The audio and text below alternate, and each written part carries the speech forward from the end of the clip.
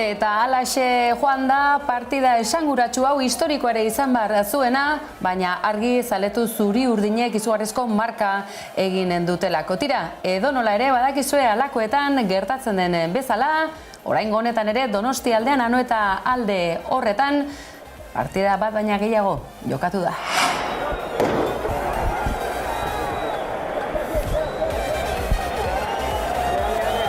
Izan ere, geure zoritxarrerako herri honetan zerbait gertatu dela ziurtatzeko derrigorrezkoa da Ezker Eskuin polizia karga bat, aitzakia gutxiko polizia karga bat tartean egotea.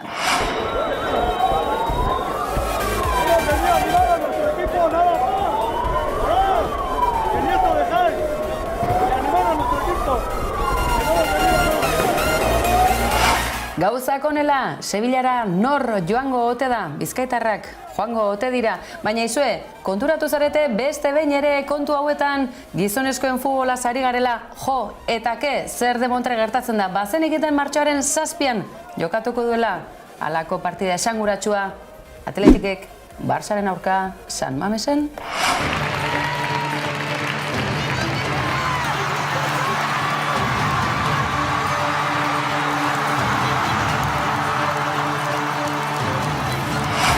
Eskerrak futbol herritarrari, eskerrak emakumezkoen futbolari, eskerrak emakumezko hoi eta eskerrak noski barratik kalerari.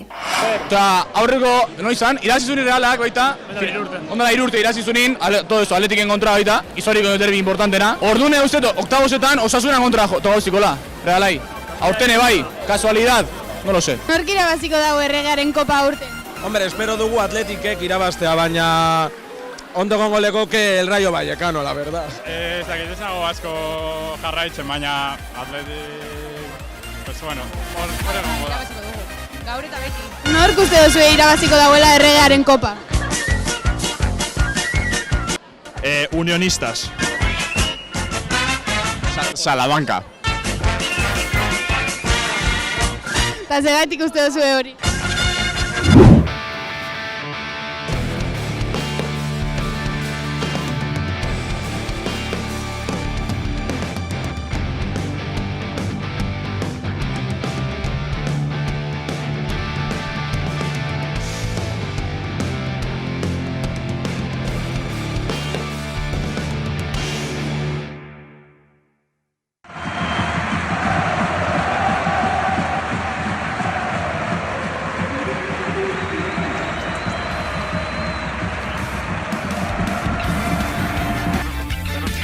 Zenolako gaua izan den bat baina gehiago ordu txikitan helduko zen ziur erabatera edo bestera ospatzeko egunare bazelako zaletu zuri urdinek ere guztia eman dute eta tira halakoetan badakizue futbola jokoa politika atzean dagoela ahaztuko dugu? Ez, tira, zenolako emozio gaua eta hainbat gainera sailkapenari begira honezkero biharamunean. Baina, aizue, bart gauekoak askorako mandu ezta? Egia da, salvazioare izan zutela, gaurko lerroburuak ere horretan etorri direla, besteak beste euren kapitaina itzuli zelako, baina zoritxarrez kapitainak joko bikoitza izan zuen Bizkar gainean, izan ere irabazteko gola sartu bai, baina galtzekoa ere sartu gabe utzi zuelako. Ikusi besterik ez, zenolako galbaia zuten, jota geratu ziren, bai jokalariak eta baita talde teknikoa ere. Tira, esan dizuegu baina, bi partida jokatu zirela atzo, goazen barroko ikustera.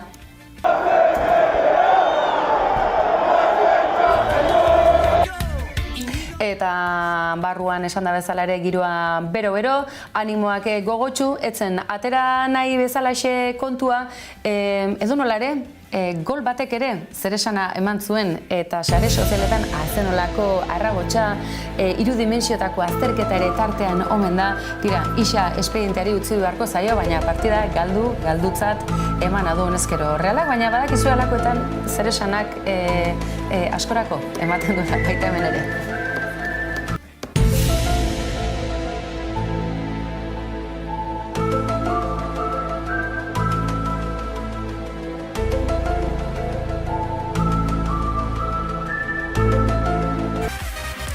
Alaxe, kontuak eta komeriak ikusteke zer gertatuko den. Atarian aipatu dizugu martxoaren 7an hitzordu ere badugula emakumezkoen futbolari dagokionen.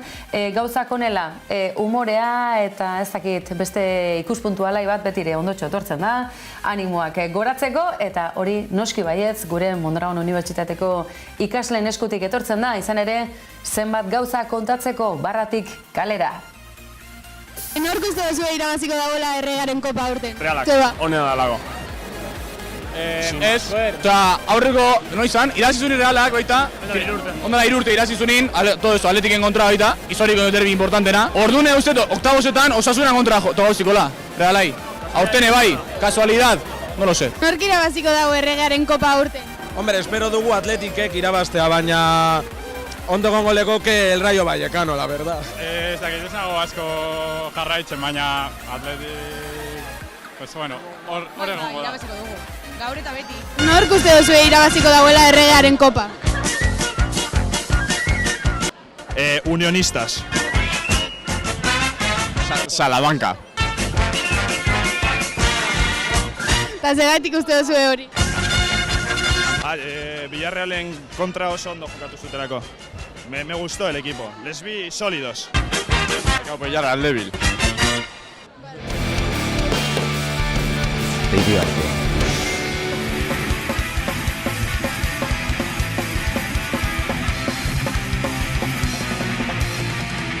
Aurrera, Imanol.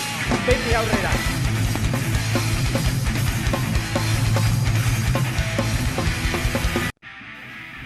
Eta ikusten duzue, politikaz hasi dugu, futbol ziprizinekin baina politikaz ekin diogu gaurkoari eta orain burubelarri sartu gaitezen, mai gainean dugun apirilaren 21. Horretarako, aitzakia hoberik ezin genuen izan, Zuriñe Rodríguez Pantallas bestalde, Gabon Zuriñe, hasteko eta bain, zuzenean gakoen bati errepasoa emango diogu, baina deigarri egin zaigu, edo akaso sorpresa gutxiko, baina deigarri egin zaigu, hain azkar heltzea, besteak beste, zenbait emakume zerrendak zenolako gazarpena, irainak, ez dakit, komentario sexistak, baina baita arrazistak ere. Tira, osai guztiak, honezkero, mai gainean dauzkagu, Eba Silbanekin ere izan gainera egun hauetan. Zuriñe, aurrera. Bai, tamalgarria da, baina zaigu bat ere berria iruditzen, gertatutakoa. Nik bai esango nuke, badela eraso bat, badela eraso matista, badela eraso arrazista, eta bada violentzia politikoa, eta horrela ulertu behar dugu, violentzia politiko bezala. Zekasuntan gainera arrazista izan da, kapazitista izan da, eta matxista izan da.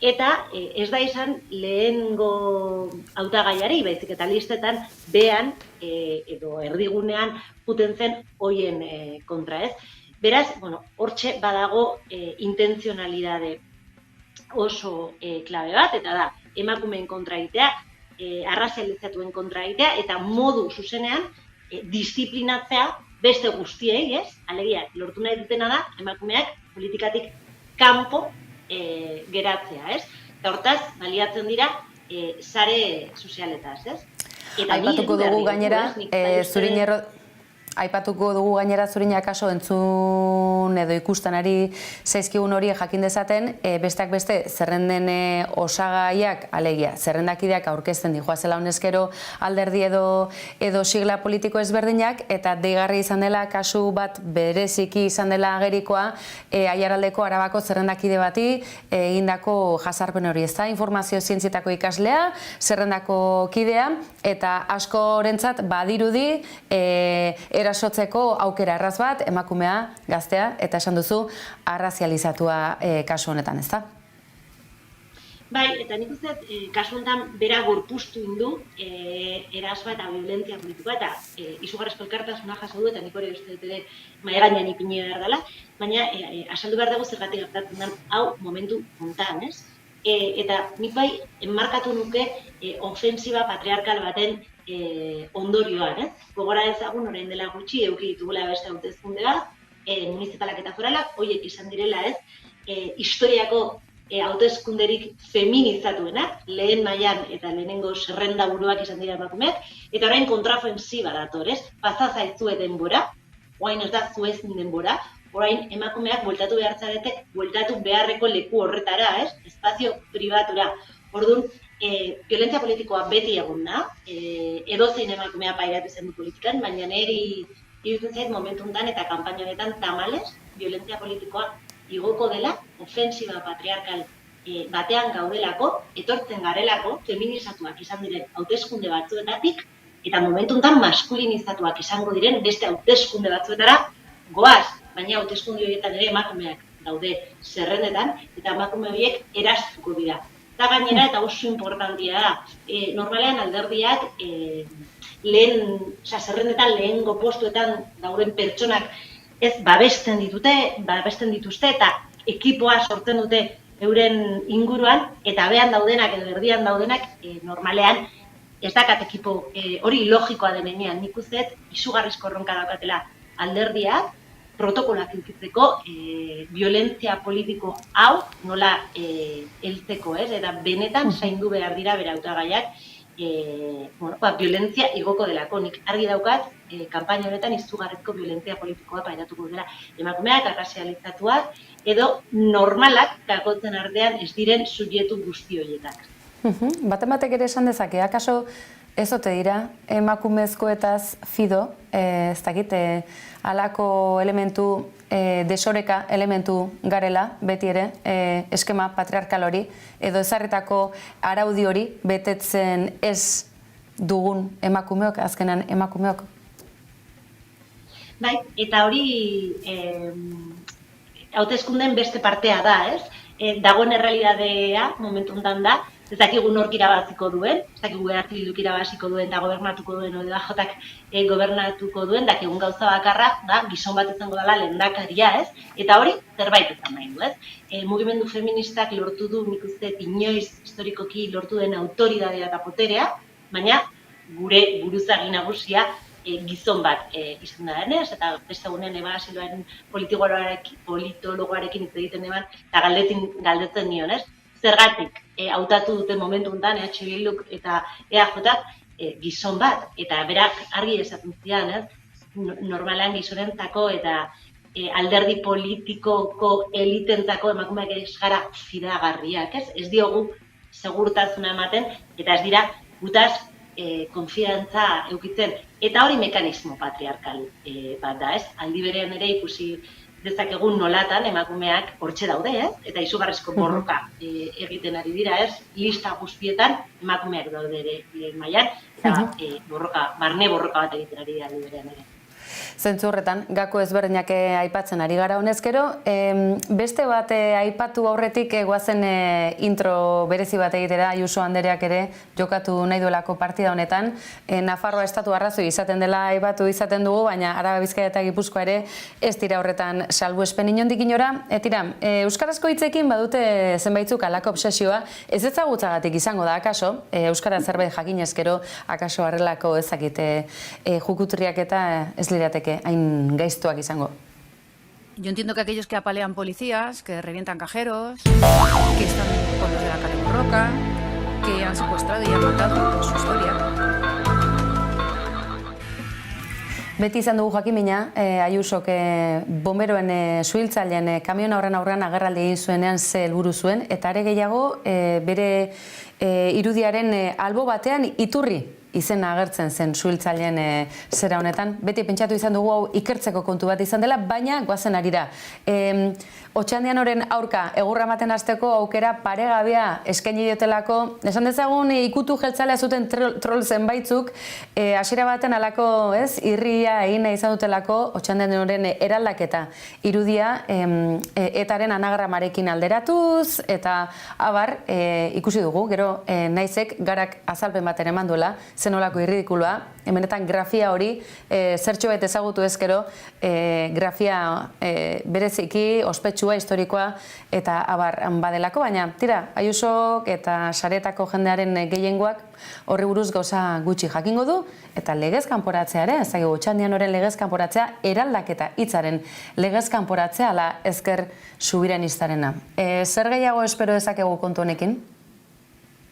Begira, niri oso esaguratua iruditu zain nolatan Ayusok gaia mahai gainean jarri duen, eta nuevas generaciones, Alderdi Popularreko nuevas generaciones ere, baina oso esaguratua da nola Euskadiko Alderdi Popularra ez dio inongo kazurik egin honetan, Eta nik uste esaiola bat ere ondo ere etortzen Eusko Alderdi Popularrari horrelako kanpaina zikinak, ez? Baina, Espainiako hainbat agentei, eta iruditzen zaie oso interesgarria, ez? Ona ekartzeko ikusi behar dugu ere aldi berean EAJak mamu hori piztu nahi duen edo ez, beldur elektorala biolako. Errealidadea bestelakoa da, zuk hartzen badezu soziometroa edo hartzen badezu edozein inkesta ikusten duzu momentuntan, etaren inguruan itxegitea ez zaigula Euskaldunei interesatzen, ez? Badaudela beste prioridade bat, badaudela beste preokupazioak, orduan zikintasunez kanpaina bera kondizionatzeko helburuarekin egiten da horrelakoa, ez? Eta hemen eztabaida ere oso handi bat sortzen da, ez? Eta da zenolako kanpaina egin behar da saretan, ez? Orain arte beti kanpaina elektoralak kalean ikustarazi dugu, baina kanpaina ere saretan jolasten da, eta saretan ere boskak irabazten dira, ez? Eta sareak oso interesgarriak izan daitezke publikoen segmentaziorako, baina momentuntan kontuz ibili behar gara horrelako kanpaina tentsionatuentzako. Nik uste zentzu horretan, EH Bilduko oso ondo indula, isiltasun komunikatibo hori mantentzen, baina saia izango du, nik bai uste dut batzuk egongo direla nahi eta nahi ez gaia modu rekurrentean ateratzen kanpaina osoan zehar, eta orduan kapaz izan behar da EH Bildu guzti horri alde batea utzi eta bere programa aurkeztea. Irudiotan gainera ikus dezakegu, pantailan ditugu, zurine, gainera zenbait erantzun nolabaiteko erridikulazio ariketak ere izan dira, ustez etaren anagrama, ze irudirekin lotu daitekeen hainbat izan dira, badakizue hau sare sozialetako kontua dela, eta Espainiar estatuan bereziki denbora dezente egoten dela meme hauei eskaintzeko, lehen ere halako lerroburu bat irakurri dut, ez dakit horrek behaldean zer esan nahi ote duen. Tira, analisi honen ez dakit, bigarren edo amaiera aldera gerturatzen. Guzti honetan, ikusi dugu, Ayuso, kanpainan sartzeko gogotsu ikusi dugula, zenbaitzuk estatu mailako kanpaina izango dutelako duta erreferentziak. Hain zuzen ere, horri lotuz Alderdi Sozialista, ez da egune onak pasatzen ari, Abalosen auzia, esango dugu honezkero, hori dela auziaren izena, nola dagoen. Abalos bera ere ikusi dugu gauza nahiko bereziak egiten, ikus dezagun. Vengo solo en mi coche, no tengo secretaria, no tengo a nadie detrás, ni al lado. Abalosen hitz hauek ere, azenolako meme sorta batez ere inor ere ez dut, ez? Olako esaldia luzatzen, ikusi dugu filme hain batetan kokatu dutela, Gladiator filmean ere kokatu dute, Sánchez Romako enperadore gisa jarri, eta ikusten da Alderdi Popularrak baduela alako beharra, alfonbratik tira egiteko esaten zion Senperrek, baina era berean ustelkeria auzien ikerketa batzordeak ez dituzte sustatu nahi.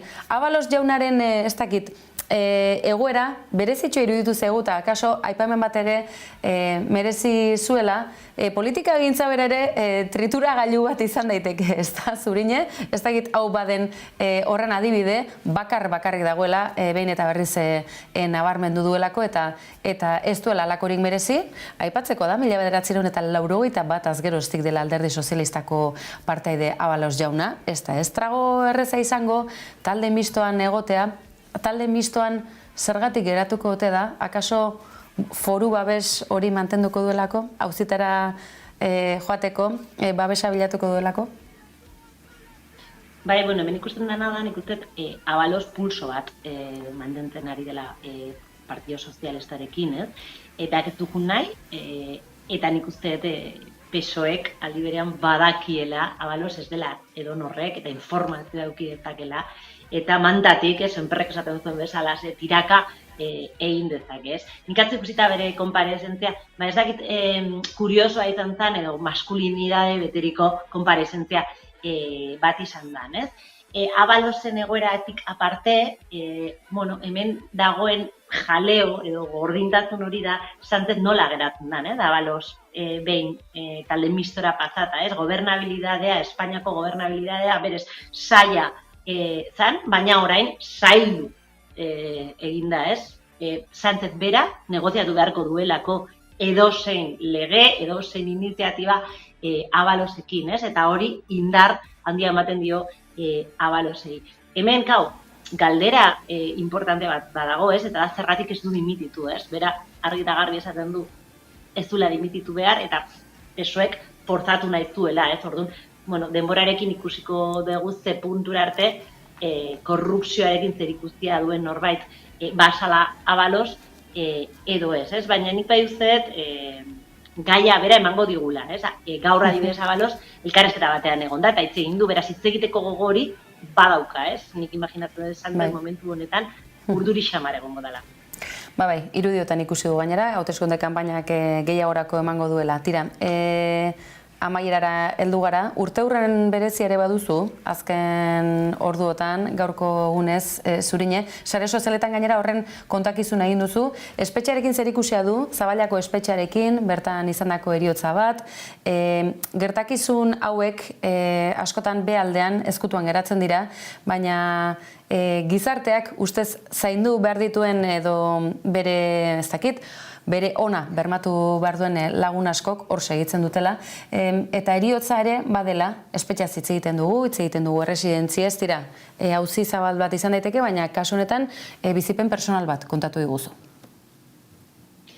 Bai, gaur egiten du urte bat, nire familiar bat Zaballako isolamenduko ziega batean hilda agertu zela, antza suizidio bat izan zen, indikan judizializatuta dago, eta ikertzen gabiltza benetan suizidio bat izan zen, edo suizidio hori izan zala ondorioa, baina nik bai publiko egin dut eta kontatu indet nola eman zan hori, zen perfil publiko bat daukat, eta hori ematen dit aukerak kontatzeko, baina malek ez da espetzean hilden lehenengoa, eta tamalez ere esan izan azkena, espetzeeko politikak transferitu zirenetik Euskal Autonomia Erkidegoa, laugarrena izan zan, edo izan da, berez 4 preso hil dira, horietako 3 Zaballako espetzean, eta normalean ezer gutxi dakigu honetaz, eta baliatu nahi izan dut batetik ikusteko, edo galdetzeko gure buruari zergatik hiltzen dira presoak prisiñoan, horri heldu behar diogula. Gero bestetik, bai ikustarazteko presoien familiak eskubidea dakatela, askok ez dute bere gorpua eskuratzen, ez dakitelako gorpua eskuratzea bere eskubide bat badala, eta bai, guk pasatu genuen 15 egun, bera hiltzenetik izugarrizko violenta instituzional eta arrazista bat jasaten, ez ziguten bere gorputza ikusi usten, ez ziguten tanatorioa erabaki utzi, ez ziguten bere pasaportea eman, eta orduan, nik honekin egin izan dudana da erakustea, berari gertatzen zaiona, jende askori tamalez gertatzen zaiola, eta honen inguruan, hausnarketa sozial bat ere behar degula, eta batez ere presoak eskubide dituztela, eta familiak ere eskubidea daukatela. Horrelako gora bat sortzen bada, helburua da horrelako gorak ez egotea, baina tamalez badaude. Norberak bere izana baduela, paperik izan ala ez, eta hori espetxean oraindik ere gehiago areagotzen dela. Zurine Rodríguez, eskerrik asko, beste bain ere geuren izateagatik, eta izandako esperientzia latzau gurekin konpartitzeagatik, ondo badaritzuzu, gaur Ruperrekin esango dizugu adio, disko berria badakar, eta doinuok uste dut goxotasuna emango diotela, halako heriotza zori gaiztoko bati. Eskerrik asko, gabon pasa. Zuei.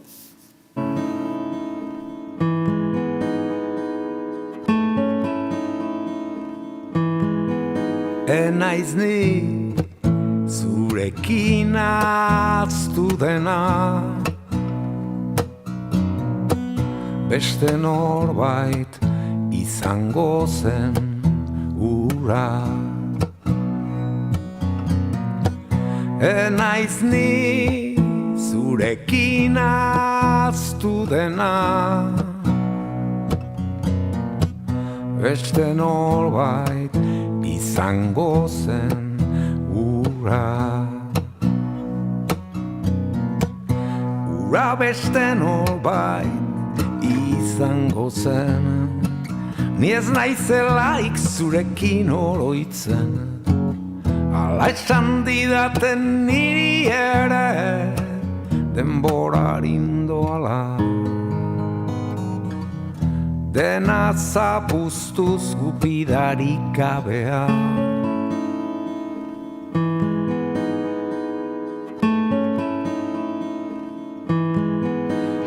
Naiz ni. Bueno, Luna, esan kristona izan dela gaurkoa, benetan hitzik gabe gaude. Eta, bueno, oraintxe aurkeztuko dizuet talde guztia, musikarietatik hasita, Lorena Arisa, bere azkenengo kontzertuan.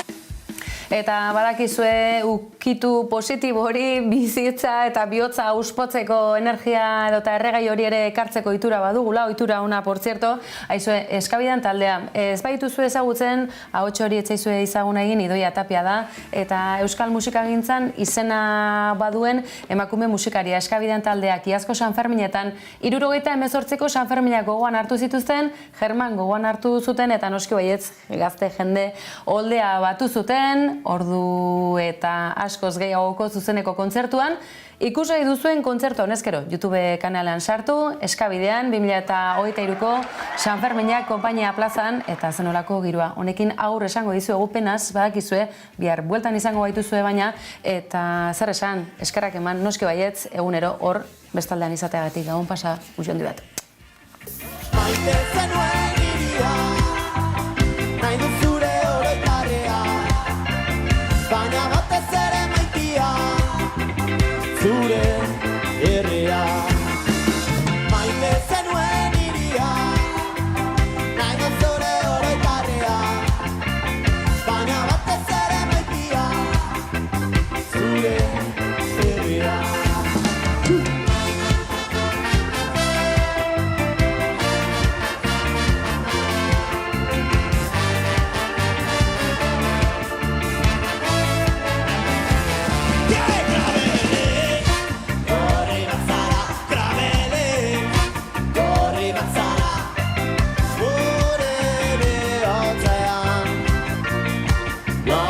Sana, maite zenuen iria, nahi dut zure oroitarrea, baina batez ere maitia, zure herria. Maite zenuen iria, nahi dut zure oroitarrea, baina batez ere maitia, zure herria. Maite zenuen